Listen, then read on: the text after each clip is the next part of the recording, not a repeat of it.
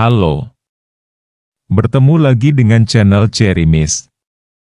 Kali ini kami akan menceritakan kisah nyata dari sebuah rumah besar yang menyeramkan di ujung selatan Majalengka, Jawa Barat. Rumah itu dibeli untuk dijadikan konveksi. Mari kita dengarkan cerita rumah besar menyeramkan tersebut.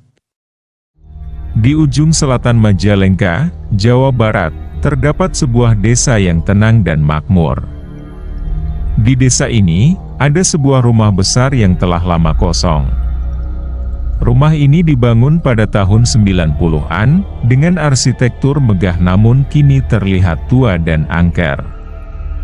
Di belakang rumah, mengalir sebuah sungai kecil yang tenang namun diselimuti aura menyeramkan, terutama karena adanya pohon warudoyong yang tampak menyeramkan di tepi sungai itu. Namun, seorang pengusaha konveksi bernama Pak Arif, membeli rumah tersebut untuk dijadikan konveksi. Meskipun warga desa dan keluarganya sering memperingatkan tentang rumah itu, Pak Arif tetap bersikeras membeli dan merenovasinya. Dia percaya bahwa cerita-cerita seram hanyalah mitos belaka. Pada malam pertama setelah renovasi selesai, suasana di rumah besar itu terasa aneh. Para pekerja yang menginap di sana mencoba untuk tidur meski suasana terasa tidak biasa. Di antara mereka, Darman, seorang pekerja muda yang baru saja bergabung dengan konveksi itu, merasa sedikit cemas namun berusaha untuk tidak memikirkan hal-hal buruk. Dia tidur di salah satu kamar bersama beberapa rekan kerjanya. Sekitar pukul 2 dini hari, Darman terbangun dengan perasaan tidak nyaman. Suara gemerisik halus terdengar dari luar jendela, seperti ranting-ranting yang bergesekan, namun dia mencoba untuk mengabaikannya. Matanya setengah terbuka dan dia merasa kedinginan. Tanpa sadar, dia tertidur kembali. Namun, beberapa menit kemudian, Darman merasakan sesuatu yang aneh. Tubuhnya terasa berat dan sulit digerakkan. Dia berusaha membuka mata sepenuhnya dan mendapati dirinya terbaring di lantai yang dingin dan lembab. Pikirannya bingung, mencoba memahami apa yang sedang terjadi. Di mana dia? Apa yang terjadi? Darman bangkit perlahan, merasa pusing dan kebingungan. Matanya beradaptasi dengan kegelapan di sekitarnya. Dia menyadari bahwa dia berada di kamar mandi yang dingin, dengan dinding-dinding berkerak dan cermin berdebu di depannya. Jantungnya berdetak kencang, dan dia merasakan ada sesuatu yang tidak beres. Dengan tangan gemetar, Darman menyentuh dinding kamar mandi untuk memastikan bahwa ini bukan mimpi. Rasa dingin dan kasar pada dinding itu membuatnya sadar bahwa ini nyata. Dia memutar-mutar kepalanya, mencari penjelasan. Bagaimana dia bisa berada di sini? Padahal sebelumnya dia tertidur di kamar di tempat tidur yang hangat. Ketakutan mulai merayapi pikirannya. Darman bergegas keluar dari kamar mandi, berlari melewati lorong-lorong gelap yang hanya diterangi oleh cahaya bulan yang masuk melalui jendela-jendela besar. Ketika dia mencapai kamar, dia melihat rekan-rekannya masih tertidur lelap, tidak menyadari apa yang telah terjadi padanya. Dengan wajah pucat pasi dan napas terengah-engah, Darman membangunkan teman-temannya dan menceritakan apa yang baru saja dialaminya. Aku terbangun di kamar mandi. Padahal aku tidur di sini," katanya dengan suara gemetar. Rekan-rekannya terkejut dan tidak tahu harus berkata apa. Mereka saling berpandangan dengan ekspresi bingung dan cemas. Salah satu dari mereka, Budi, mencoba untuk menenangkan Darman. "Mungkin kamu berjalan dalam tidur," katanya, meskipun dia sendiri tampak tidak yakin dengan penjelasannya. Namun, Darman tahu apa yang dialaminya bukanlah sekedar mimpi buruk atau tidur berjalan. Ada sesuatu yang mengganggu di rumah itu, sesuatu yang tidak bisa dijelaskan dengan logika. Malam berikutnya, suasana di rumah besar itu semakin mencekam. Budi, salah satu pekerja yang paling skeptis, berusaha menenangkan rekan-rekannya. Itu hanya mimpi buruk, katanya. Namun, jauh di dalam hatinya, dia merasa tidak nyaman. Pada malam itu, Budi memutuskan untuk tetap terjaga lebih lama. Dia duduk di sudut ruangan, memainkan handphone dengan cahaya lampu yang redup.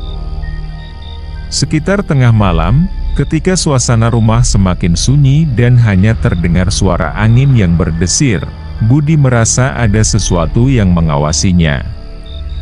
Dia mengangkat kepala dan melihat ke sudut ruangan yang gelap.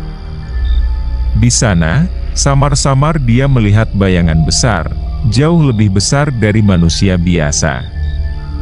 Bayangan itu berbentuk seperti seorang pria dengan tubuh besar, kekar, dan bertanduk, tetapi yang paling menakutkan adalah matanya. Mata itu berwarna merah menyala, memancarkan aura kebencian dan kegelapan. Budi merasakan dingin yang menusuk tulang, dan aroma busuk yang menyengat mulai memenuhi ruangan. Budi mencoba menenangkan dirinya sendiri, berpikir bahwa ini hanyalah efek dari kelelahan. Namun, bayangan itu tetap ada, semakin jelas dan mengerikan. Perlahan, Budi berdiri, matanya tetap tertuju pada sosok tersebut. Dengan langkah hati-hati, dia mencoba mendekati bayangan itu. Namun, setiap langkah yang dia ambil, bayangan itu tampak semakin nyata. Ketika jarak antara mereka hanya beberapa meter, bayangan itu bergerak dengan cepat. Dalam sekejap, sosok itu menghilang, dengan mengeluarkan suara tertawa yang menakutkan, meninggalkan Budi terhuyung mundur dengan napas tersengal-sengal. Bau busuk semakin kuat, membuat Budi merasa mual dan hampir muntah. Dia berlari keluar dari ruangan, mencari udara segar dan berusaha menenangkan diri. Pekerja lain yang mendengar keributan segera menghampiri Budi. Dengan wajah pucat dan tubuh gemetar, Budi menceritakan apa yang baru saja dilihatnya. Di sudut ruangan, ada bayangan besar, mata merah menyala, dan bau busuk, kata Budi terputus-putus. Teman-temannya mencoba menghibur dan meyakinkan Budi bahwa itu mungkin hanya halusinasi akibat kelelahan. Namun, ekspresi wajah Budi yang penuh ketakutan dan keyakinannya membuat mereka mulai merasa bahwa ada sesuatu yang tidak beres di rumah itu. Cerita tentang penampakan genderuwo mulai menyebar di antara para pekerja. Suasana menjadi semakin tegang, dan rasa takut yang awalnya hanya perasaan samar, kini mulai merasuk ke dalam hati setiap orang di rumah besar itu. Beberapa hari kemudian, rumah besar itu semakin sering dihantui oleh penampakan-penampakan yang membuat bulu kuduk merinding. Malam itu, Ida, seorang pengasuh anak yang tinggal di salah satu kamar di lantai 2, terjaga oleh suara tangisan lirih yang terdengar dari luar jendela kamarnya. Tangisan itu terdengar pilu, seperti berasal dari kedalaman penderitaan yang tak terhingga. Dengan perasaan takut namun penasaran, Ida berjalan perlahan menuju jendela. Tangisan itu semakin jelas dan mengiris hati, membuat suasana kamar yang gelap semakin mencekam. Saat ia mendekati jendela, ia merasakan hawa dingin yang menusuk tulang, dan bulu kuduknya meremang. Di balik kaca jendela yang berembun, tampak sosok wanita berpakaian putih dengan rambut panjang yang menutupi wajahnya. Wanita itu melayang di udara, tangisannya terdengar semakin memilukan dan menghantui. Suara itu bergema di telinga Ida, membuatnya merasa seolah-olah berada di ambang kegilaan. Dengan tangan gemetar, Ida mencoba memberanikan diri untuk mendekati jendela. Ketika ia semakin dekat, sosok kuntilanak itu mulai bergerak perlahan, mendekati kaca jendela dengan gerakan yang menyeramkan. Tangisannya semakin keras, seperti jeritan yang berasal dari lubuk hati terdalam. Ida berhenti sejenak, merasa ragu apakah ia harus membuka jendela atau tidak. Namun, rasa penasaran yang tak tertahankan membuatnya mengulurkan tangan dan membuka jendela dengan perlahan. Begitu kaca terbuka, angin dingin menyapu masuk, dan sosok itu melirik Ida dengan pandangan yang menyeramkan. Dia tertawa yang kemudian sosok kuntilanak itu menghilang dalam sekejap, meninggalkan hanya keheningan yang mencekam. Para pekerja mulai merasa ketakutan dan banyak yang memilih untuk berhenti bekerja. Namun, yang paling menyeramkan adalah penampakan anak-anak kecil yang berlarian di lorong-lorong rumah pada tengah malam. Mereka tertawa riang namun suara mereka terdengar hampa dan tidak wajar. Pak Arif yang awalnya tidak percaya dengan cerita-cerita seram, akhirnya merasakan kehadiran makhluk tak kasat mata ketika dia mendengar suara langkah kaki anak-anak di kamarnya.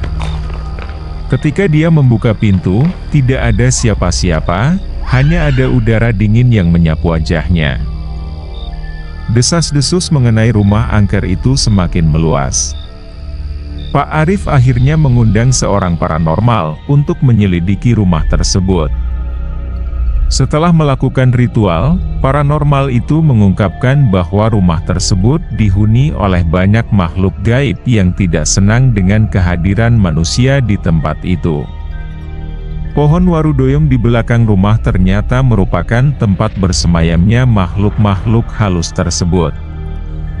Paranormal itu pun tidak menyanggupi untuk mengusir makhluk-makhluk yang berada di sana. Pak Arif yang tak ingin menyerah begitu saja, mencoba berbagai cara untuk mengusir makhluk-makhluk tersebut, namun semua usahanya sia-sia. Akhirnya, dia memutuskan untuk mengosongkan rumah itu dan memindahkan konveksi ke rumahnya yang lain. Rumah besar itu kembali kosong, terbiar, dan semakin dilupakan, namun cerita-cerita seram tentangnya tetap hidup di kalangan warga desa. Malam-malam sunyi di desa itu masih sering dihantui oleh suara-suara aneh dari rumah besar di ujung selatan Majalengka, seakan rumah itu menyimpan dendam yang tak pernah padam. Demikian cerita nyata dari sebuah rumah besar namun angker di sebuah desa di ujung selatan Majalengka, Jawa Barat. Jangan lupa untuk subscribe, like dan komen. Jangan lewatkan cerita-cerita nyata dan menyeramkan dari channel Sri Mist lainnya. Sampai jumpa lagi di cerita kami selanjutnya.